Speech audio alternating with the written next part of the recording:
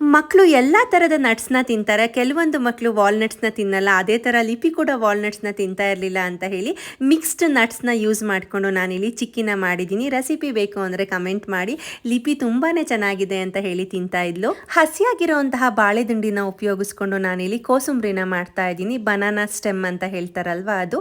ಈ ಥರ ಚಿಕ್ಕ ಚಿಕ್ಕದಾಗಿ ಅದನ್ನು ಕಟ್ ಮಾಡ್ಕೊಬೇಕು ನೀವು. ಇದರಿಂದ ತುಂಬಾ ಹೆಲ್ದಿಯಾಗಿರುತ್ತೆ. ಒಂದು ಕ್ಯಾರೆಟ್ನ ತೊಗೊಂಡು ತುರಿದಿಟ್ಕೊಳ್ಳಿ. ಅದಾದಮೇಲೆ ಕಟ್ ಮಾಡ್ಕೊಂಡಿರುವಂತಹ ಬಾಳೆದಿಂಡು ಮತ್ತು 1 ಬೌಲ್ ದಾಳಿಂಬೆ, 1 ಬೌಲ್ ತಂಗಿನ ತುರಿ, ಸ್ವಲ್ಪ ಸಾಂಬಾರ್ ಸೊಪ್ಪು, ರುಚಿಗೆ ತಕ್ಕಷ್ಟು ಉಪ್ಪು, ನಿಂಬೆಹಣ್ಣಿನ ರಸ, ಹಸಿರು ಮೆಣಸಿನ್ಕಾಯಿ.